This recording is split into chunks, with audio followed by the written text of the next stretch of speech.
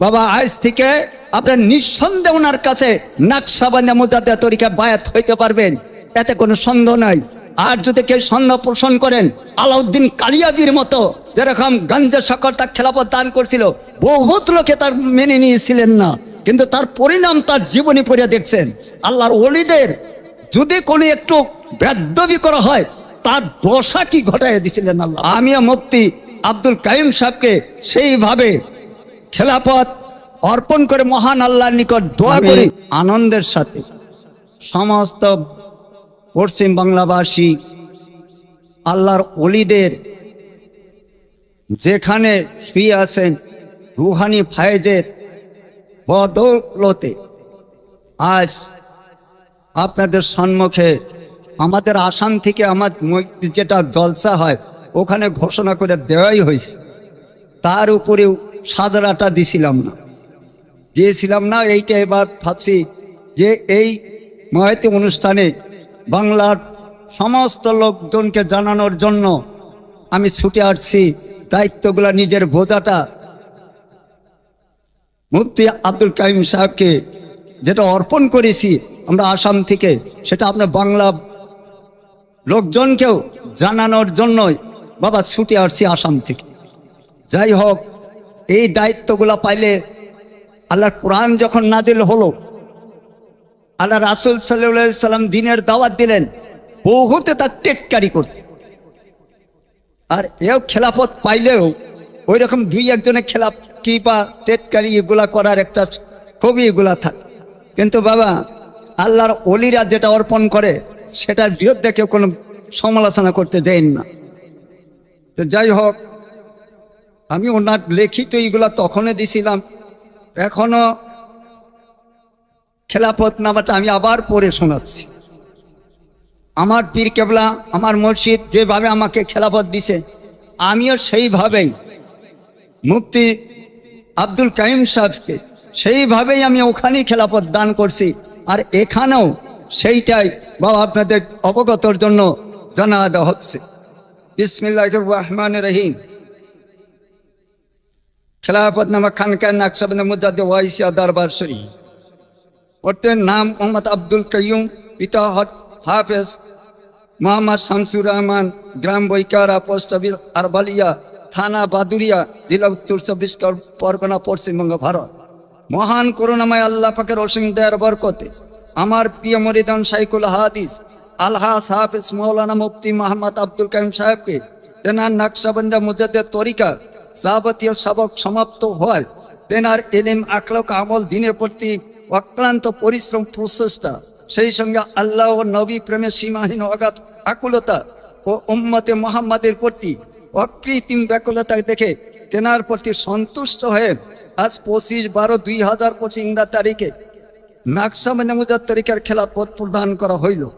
এবং এই দরবারের পক্ষ হইতে এলেমর যে পাণ্ডিত্য দেখে তেনাকে আল্লামা উপাধিতে ভূষিত করা হইল। এবং সেই সঙ্গে বৈকারা গ্রামে বসবাস করা হেতু নামের শেষে বৈকারি প্রদান করা হইল। অদ্য হইতে তেনার সম্পূর্ণ নাম হইবে শাইখুল হাদিস আলহাজ হাফেজ মাওলানা মুফতি আল্লামা মোহাম্মদ আব্দুল কাইয়ুম বৈকারি। অদ্য হইতে তিনি জগৎবাসীর নিকট এই নামে পরিচিত হইবে। দুনিয়ার সমস্ত মানুষ নিঃসন্দেহে ওনার নিকট বায়াত গ্রহণ করিতে পারি। আমিও ওনার দুনিয়া ও আখেরাত উভয় জাহানে কামিয়াবি কামনা করছি।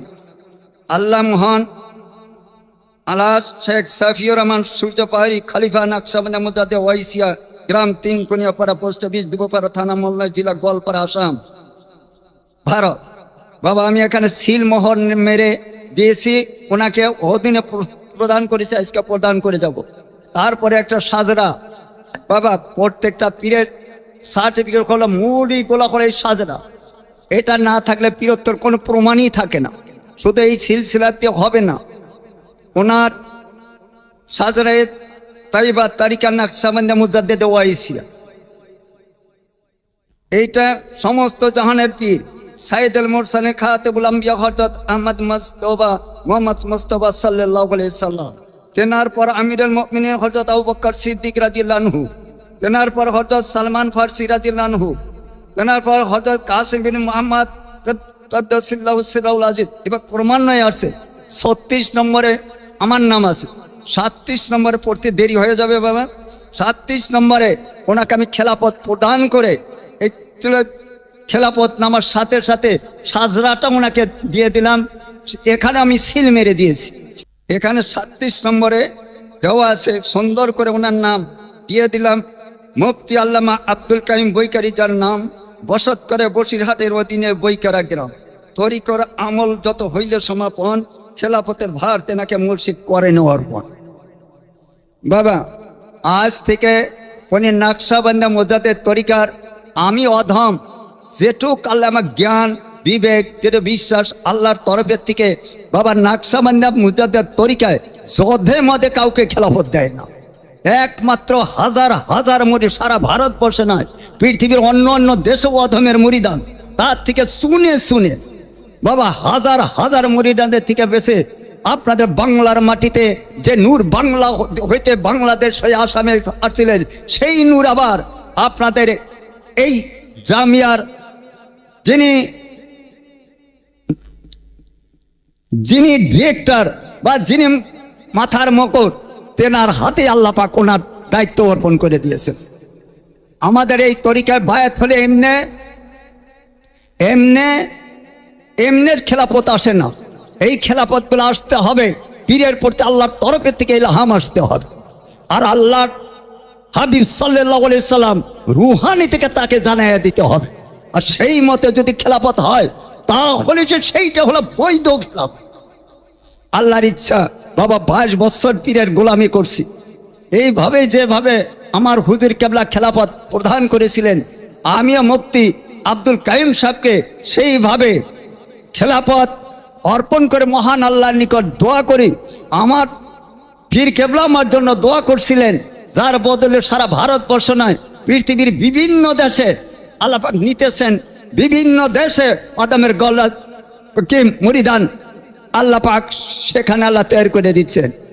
আমি মুফতি আল্লামা আব্দুল কাইম বৈকারি সাহেবের জন্য দোয়া করি যে ওনার দ্বারা পৃথিবীর যে কয়টা মহাদেশ আছে, শুধু ভারতবর্ষে না বাবা, আল্লাহর ওলিটা যেটা দোয়া করে সবাই যদি ওটা আমিন বলেন, আল্লাহ পাক নিশ্চয় সে দোয়া কবুল করে নেবে। আমি বলি এই বাংলার নূর সারা পৃথিবীতে যে পৃথিবীর যে কয়টা মহাদেশ আছে, মুফতি আব্দুল কাইম আল্লামা মুফতি আব্দুল কাইমের বদৌলতে তার উসিলা করে নিয়ে এই নূরের বাতি পৃথিবীর কোণে কোণে আল্লাহ পাক পৌঁছায় দিই। সবাই বলুন আমিন। তে বাবা একটু দাঁড়া,